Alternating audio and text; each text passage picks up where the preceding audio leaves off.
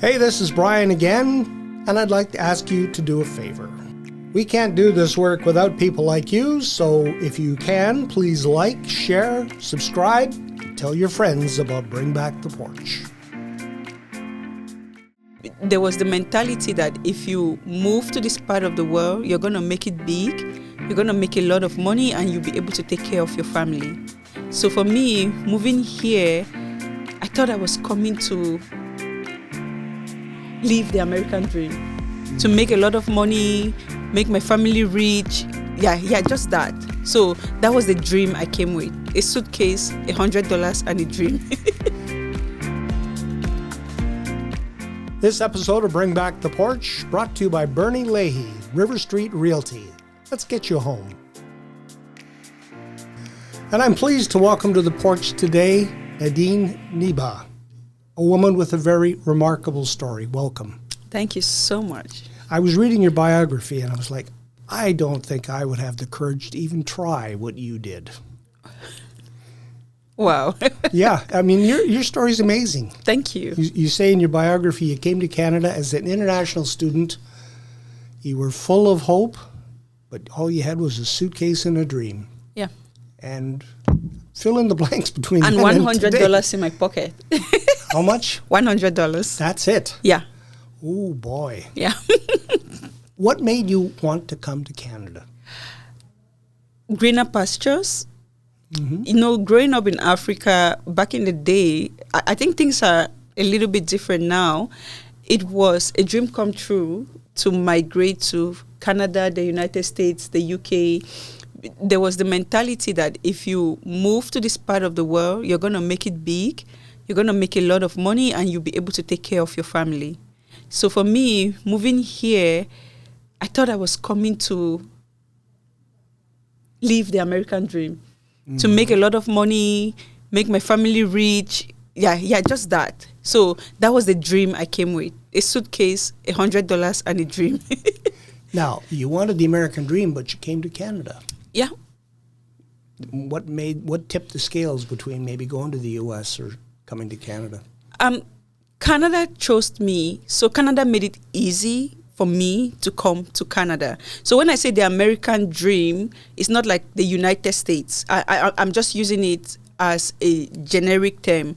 When we leave the developing world to the developed world, the mentality is you're coming to the developed world to experience a better life, make more money, to help your family that is back home in the developing country. So that covers United Kingdom, Europe, Canada, the United States, like just living a developing country to a developed country. Yeah. Did you have a preconceived notion about what life would be like here? Yeah, the preconceived notion is that it's going to be very easy. You're going to get a big fancy job. They're going to pay you a lot of money. You live in a very big fancy house. You're going to drive a fancy car. Everything is just going to be so automatic. You get into the washroom, you put your hands like this, water comes out. You just sit in the kitchen and food comes to you. That was the preconceived notion. And then when you learn and you realize that, oosh, the reality on the ground is completely not what I saw in the movies. Yeah, they didn't tell me about this part. I know. Yeah. So then you went to SAIT. Is that where you took your training? Yes, I went to SAIT. I did Bachelor of Applied Business Administration in Accounting. International student, 2 years. 3 years. 2 years. 2 years. It's normally a 4-year program. Because I was coming with a degree already from Cameroon, I got a 2-year exemption. So I just did the 3rd year and the 4th year. And it still didn't make life easy because I'm coming with $100 in my pocket, remember, and the international student tuition at the time was like $22,000 or $25,000 a year. That is tuition alone. Oh, wow. And then you have living expenses. You're not living on the street. You have to pay rent, and then you have to feed, and then you have to wear winter clothes because it's not the same weather.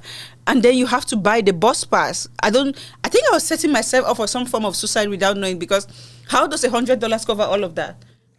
So how did you make $100 stretch? How did you stay alive? Yeah, that is where the real journey begins. I think that's where the story begins.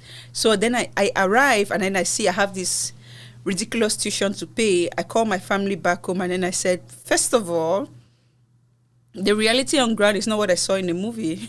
And that's why right now I do a very good job educating people. The life is great, but come in with the right perspective.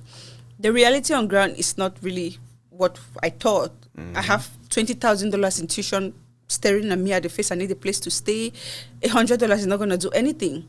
So then my mom says, okay, I'm going to run around, talk to a few friends, see who I can borrow some money from. And the most she could come up with was $6,000. So she sends that to me. I pay my tuition for the first semester, but it's just the first semester.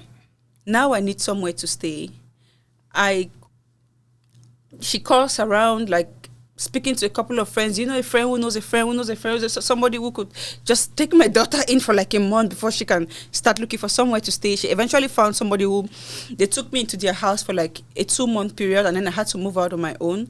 And so I had to pick up 3 different jobs. 3? Yeah. I was doing 3 different jobs while going to school. So I'm going to work at a coffee shop, and then after I work, so it's 3 different jobs, 2 different time frames. So there's the job in the summer, and then there's the job during the school period. So I'll go to class. I go to the call center in school. I work in the call center. So my class ends at 4. I work in the call center from 5 to 7. I go back home. I change, probably sleep for like 2 hours, and then I go to Walmart and stock shelves from 11 p.m. to 7 a.m. Then I go to the washroom at Walmart. I change. I haven't had a chance to shower at this point. I go back to school in the morning. I go to class. I go to the call center. That was it on repeat, round the clock. Because if I didn't work that hard, I could not make ends meet. I wouldn't have enough money to pay the tuition, to pay the rent, to feed. And even with working that crazy on minimum wage, I still didn't make ends meet. Everything I made was just enough after 4 months to pay the next semester tuition. I was always behind on rent because I didn't have it to pay month to month. I'll come back home. I was living in the low-income housing because I'd gone there. Of course, I qualified because I didn't have the income. So they approved me for low-income housing. And so I was living in the low-income housing. I think it was $400 a month. But even at the end of every month, I still didn't have enough to make that $400 to pay. Because first, I'm gathering what is just enough to pay the tuition. And sometimes I can remember going to the office at least on 3 different occasions when there was an eviction notice at my door, Nadine, you're back on your rent, and just go plead with them. Like, please just give me some time. I'll probably pay on the 15th. And I'm running behind. They were very considerate. I think I was very fortunate. And when I moved into that house, they don't give you a house with furniture or anything in it. It was an empty house. I couldn't afford a bed. I couldn't afford chairs. So I think for the first few weeks, what I did was I'll fold a couple of my clothes and put on the floor, and then I sleep on those as my bed. And there was this day I left Walmart. I'd finished the night shift at 7 a.m. and I'm in the train heading back home. And I'm freaking hungry. I'm so hungry. I haven't eaten properly in like a week. Oh. And I just sat in the train and I burst into tears. I started crying. I was crying profusely. Like, what have I done to myself? In my parents' house, I had a good bed to sleep on. We never lacked food. It didn't matter if I didn't come from the high society of back home. You never lack food. There was always food to eat. I was the one who would say, no, I don't want to eat. But this is me going a week, and I haven't had anything substantial to eat. I'm losing strength, and I still have to work overnight and stock share. So I sat there. It's almost like my life flashed before my eyes, and I was crying profusely. And then the train has taken me from, I was working in Walmart in Tuscany, and then I lived in Chinook. So I'm going to sit in and this was 2 ends. I think it was Tuscany, Somerset. Is this Somerset? Oh, I think it's Somerset. So because I was lost in thought and just crying, I sat in the train. The train took me from one end of the city to the other and back. And back. And then I'm just sitting there crying like I'm completely lost. And this lady looks at me and said, why are you crying? And I said, I haven't eaten for days. I have tuition to pay.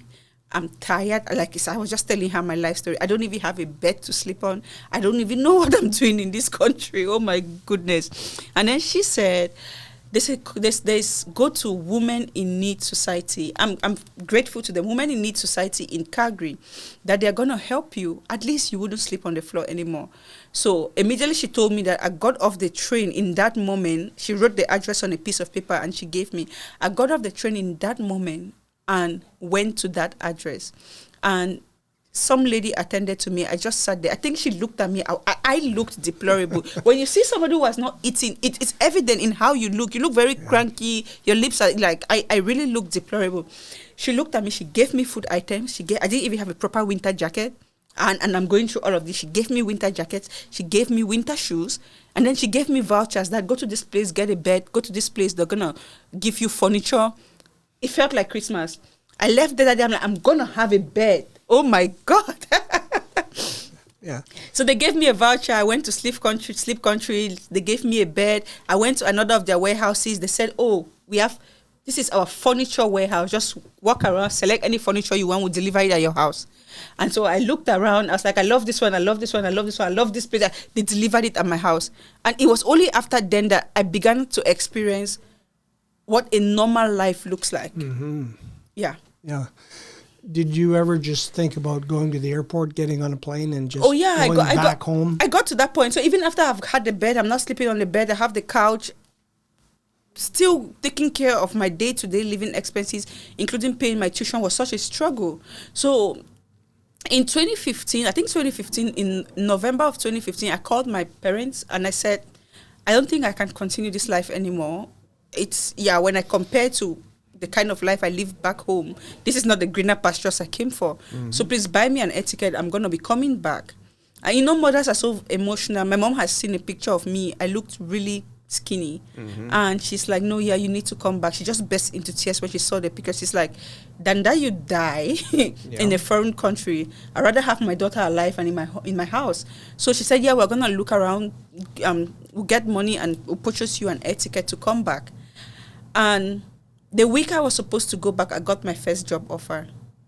My first... In the career that you were looking for? In the career that I was looking for. Mm-hmm. I got my first... And so if you look at Quarterback... That is the book that you have written. Yes, the book I've written. Yeah. And I wrote in the acknowledgements is... The lady who offered me this job, her name was Amil Zacharias. And she was a tax manager at Canadian Natural Resources Limited. I said, thank you for being the leader who gave me my very first years in corporate North America. That single word opened doors and shifted my trajectory. She did not know that I was at the point of going back. Mm. And she made the offer to me less than 30 minutes after the interview.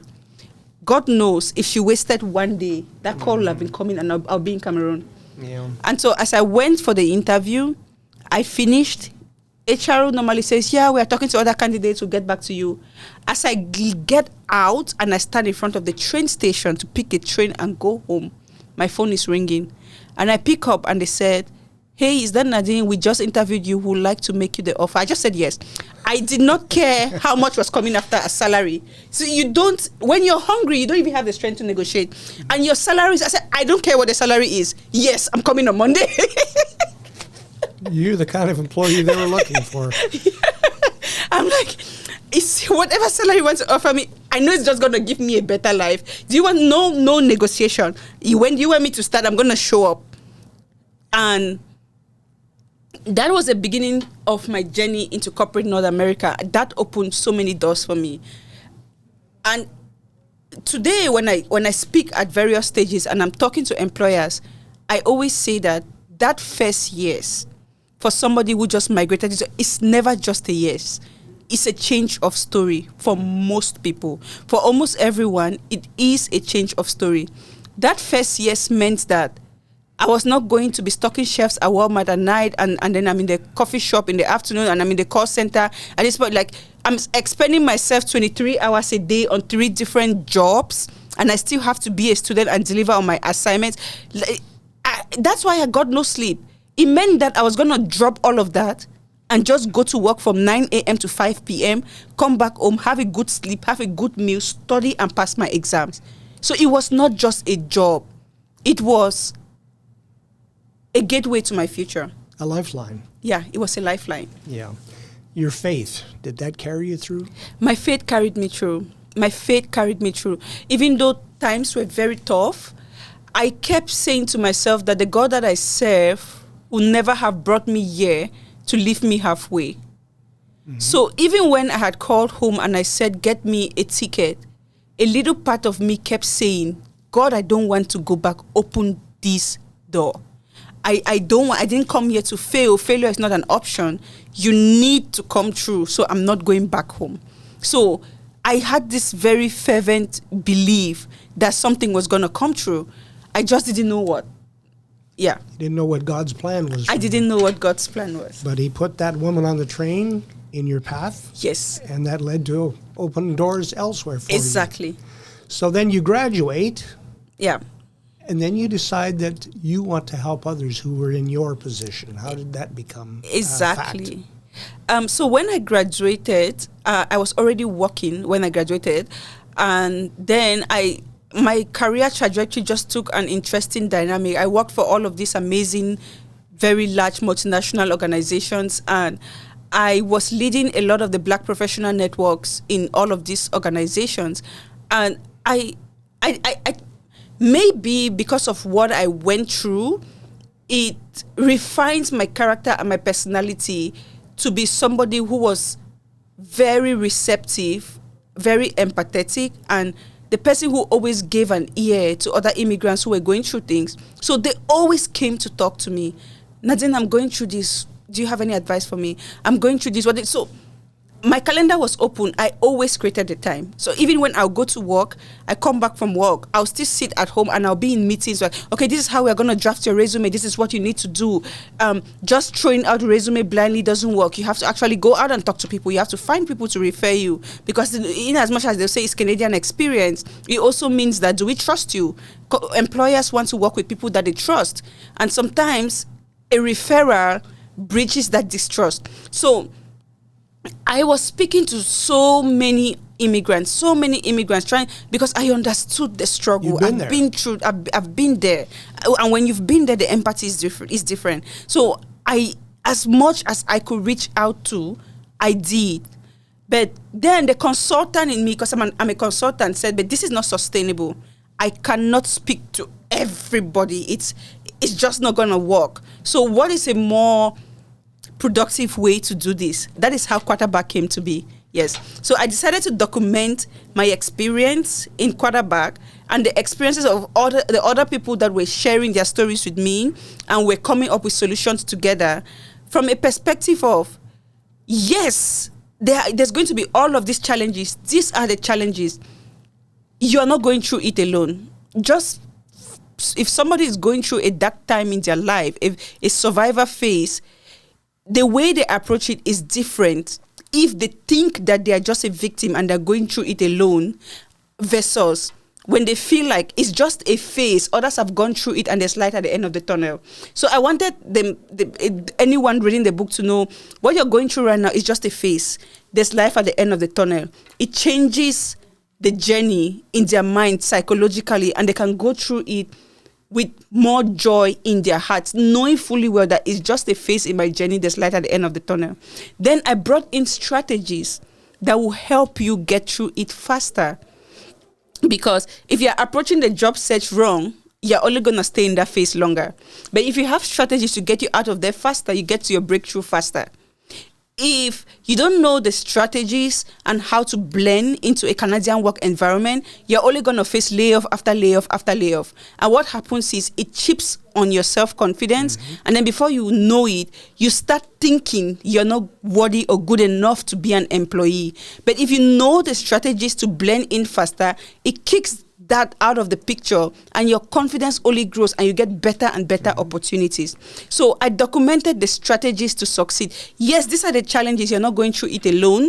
So that changes how you view those challenges, and you can go through it with more joy, because your mental posture matters. When you're going through tough times, your mental posture matters. If you think you're a victim, you're only going to go darker through a dark hole. You're only going to go deeper.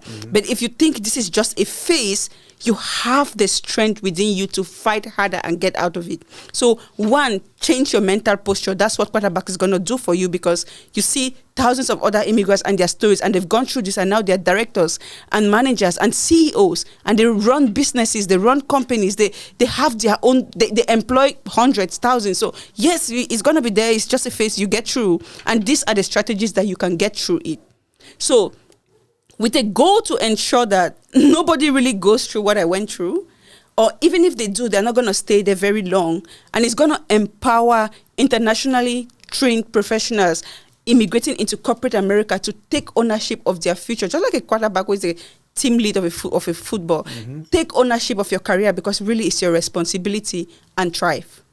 So that's how quarterback came to be. So now when I look back, I'm like, God does not take you through a phase for no reason. Because if I didn't go through all that, quarterback was never going to exist. Yeah. Have you heard from people who have read the book or have talked to you, success stories? My goodness. So many people. Every day I wake up to a new message. Some people even sent me screenshots. I got promoted within 6 months. I started receiving bravo. Like, it gives me chills. I got to a point where I said to myself that I'm not the one who wrote this book. It could only have been God writing through me. And it's so fulfilling right now. Like Steve Jobs says, you can only connect the dots looking backward. It's so fulfilling right now to watch, to look back and say, okay, all along, God knew what he was doing with me. He really did. Yeah. Like I said, it was an amazing journey. Thank you. And it continues. Yeah. Now, the book is called Quarterback. Yeah. Where can people find it? You can find it on Amazon. I thought that when I was writing Quarterback, it was at the end of writing this book, I felt like I had gone through a therapy session, because there's something, it felt like journaling, everything I went through. And so when I was done, I was like, oh, wow, I feel very relieved. Weight off your shoulders. Weight off my shoulder. And I was writing this book very publicly. At the end of writing the book, I put out a post that said, I became the first person that my own book liberated. Just through the process of writing, yes. I became the first person who benefited from this book just by writing it. And so I thought, when I was writing the book, I thought, damn, I've gathered so much knowledge. My story, the stories of others. I really sat down. It's almost like I did some analytics, and I said A experiences, B experience. Oh, like I drew the dots. It's like I got this perfect picture. Damn, so this is the root cause analysis. This is the consultant in me talking. Also, this is the root cause, and these are the solutions. So I thought I had figured it out when I wrote the book. But no, because when the book was released, it became a bestseller 24 hours after release. It was released June 21st. I woke up June 22nd. This book was selling at number 1. Wow. And then I thought I had spoken to so many people before writing the book, but the number of people I spoke to after was even more than the number of people I had spoken to before. And so post writing this book, I think I gained even more knowledge about the struggles that immigrants all over the world, not just corporate North America, because I had people reaching out to me from Australia, from the UK, and they'll tell me, I know you said corporate North America, but no, I'm experiencing the same thing. An internationally trained professional is an internationally trained professional. When you go to new places, you experience culture shock. Moving countries comes with the same challenge. Whether you went to North America, you went to Australia, or you went to the UK, we all struggled the same. So I'm like, the process of writing the book transformed me. The post-release of the book exposed me to even more. Yeah. How can people be more welcoming to immigrants?